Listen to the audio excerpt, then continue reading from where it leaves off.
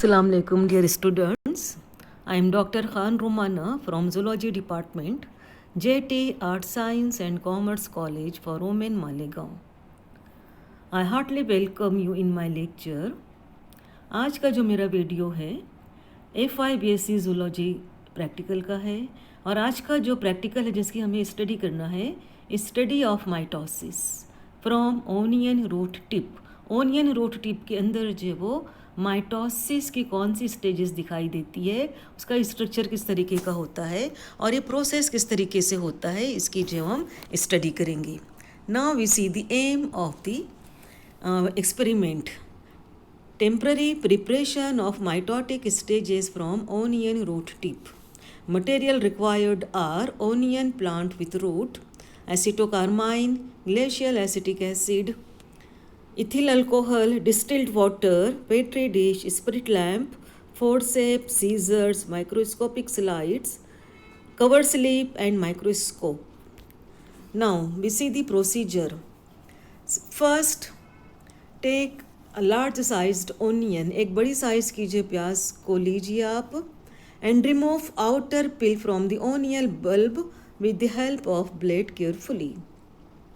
Cut the great root from the selected bulb to set the material to keep the material on the glass jar containing tap water. बड़ी size की एक प्याज लीजिए, उसके जो छिलके होते हैं ऊपर के उसको रिमूव कर दीजिए और उसकी जो रूट जो होती है, जो ड्राई रूट्स होती है, उसको सब जो वो ब्लेड की मदद से कट कर दीजिए और उसको जो औंधी करके जो उसका जो राउंडेड हिस्सा जो होता है उसको जो पानी के अंदर जो वो डुबा कर रखते हैं। एक गिलास जार में पानी लीजिए और उसमें जो उसको औंधा करके रख दीजिए।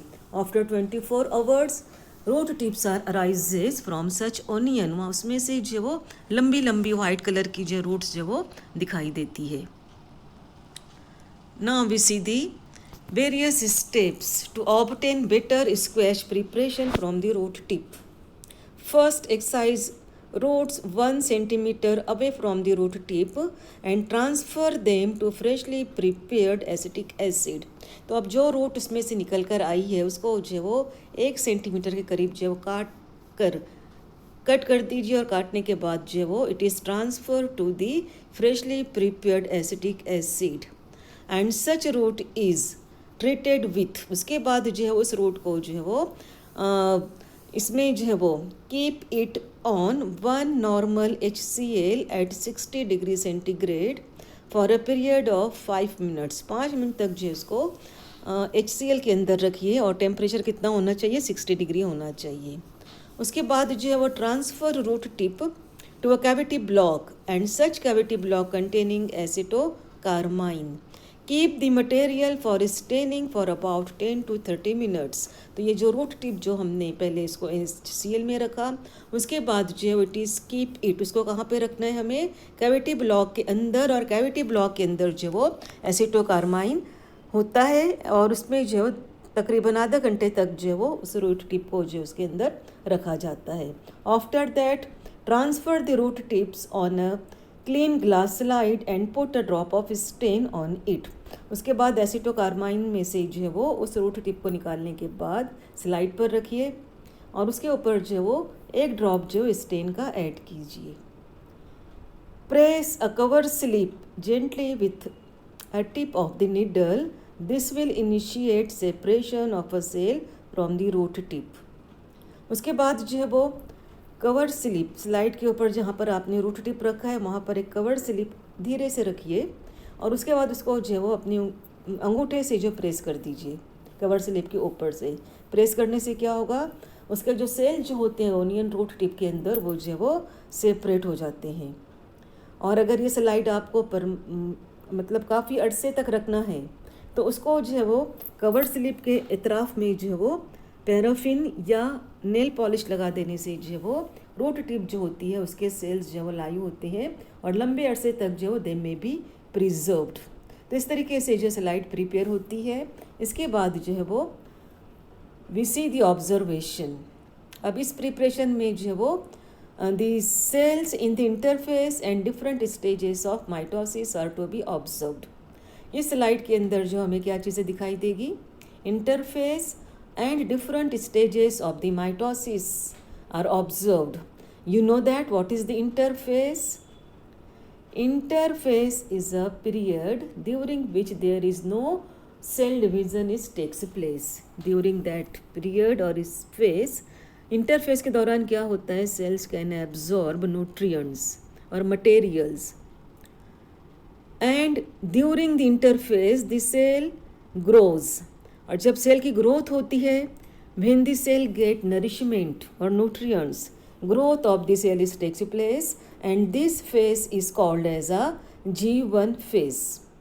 And replication is also takes place in interphase. It means that same copies of the DNAs are formed. This phenomenon or process is called as a replication. It means that cell can replicate during the interphase, and this phase is called as a S phase. replication जिसमें होता है उस interface को जो है वो S phase या synthesis face कहा जाता है.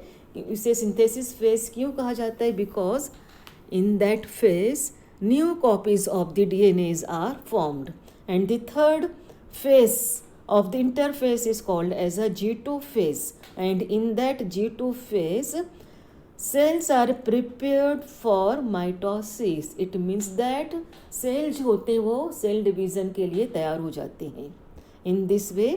इसके अलावा जो है वो during the interphase nucleus appeared prominent. आप फिगर में देख सकते हो न्यूक्लियस जो है बिल्कुल क्लियर और डिस्टिंक्ट दिखाई देता है, and chromosomes they look like long thin thread like structure like a chromatin fiber. तो जो क्रोमोसोम जो होते हैं उनका स्ट्रक्चर कैसा होता है? elongated very thin thread like chromatin fiber. धागे की तरह क्रोमेटिन फाइबर की शक्ल में जो वो क्रोमोसोम जो वो पाए जाते हैं.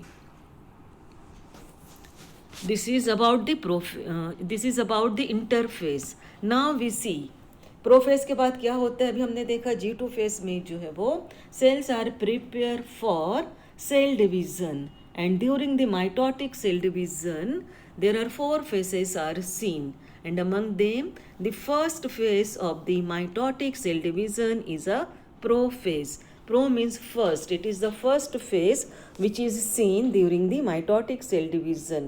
In that phase, what happened? Chromosome appear as long thin coiled thread like structure.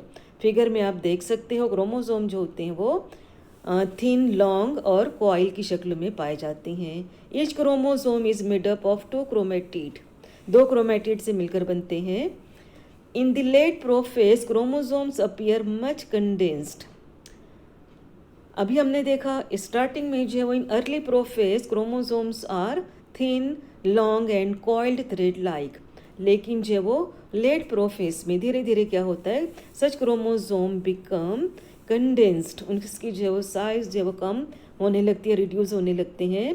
Chromosomes are arranged at the periphery of the nucleus, यानी न्यूक्लियस के जो कॉर्नर पर जो वो शिफ्ट होने लगते हैं. Nuclear membrane and nucleolus disappear gradually. धीरे धीरे जो है वो लेट प्रोफेस के दौरान क्या होता है? न्यूक्लियर मेम्ब्रेन और न्यूक्लियोलस जो होते हैं वो भी जो डिसअपीयर होने लगते हैं.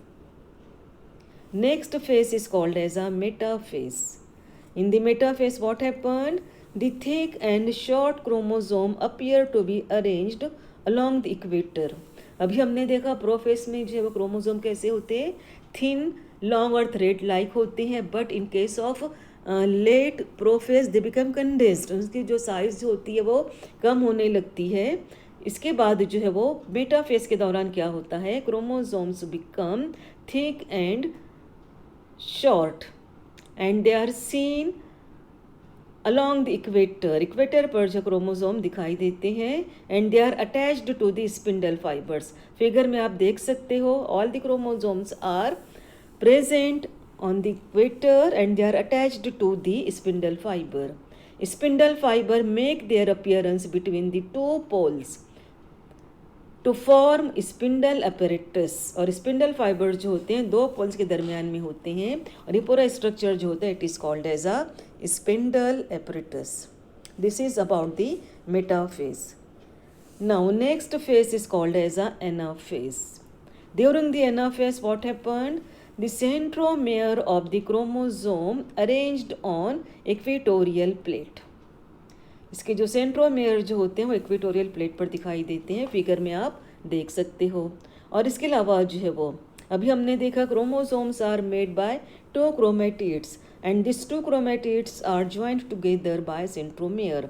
अब जब सेंट्रोमेयर जो वो इक्वेटर पे चले जाते हैं तो at that time what happen, this 2 chromatids are separated from each other and the chromosomes assume the V-shaped structure and V-shaped structure जो होता है इसमें जो है वो 2 आर्म पाए जाते हैं and if the arms are equal in shape and size, such chromosome is called as a metacentric chromosome, and if the arms of the chromosomes are unequal, it is called as a submetacentric। तो chromosome अगर V shape की हैं तो it is called as a metacentric, but when the arms are unequal shape and size it is called as a submetacentric and their shape is like a J, like J की तरह जो इसका shape दिखाई देता है।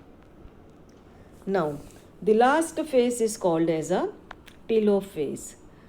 In the telophase, what happened? The chromosome start to fold and become less condensed. अब दोबारा जो है वो इसकी जो साइज़ जो होती है क्रोमोसोम जो होते हैं they start to fold and become less condensed, यानी उसकी जो कंडेंसेशन जो होता है वो कम होने लगता है।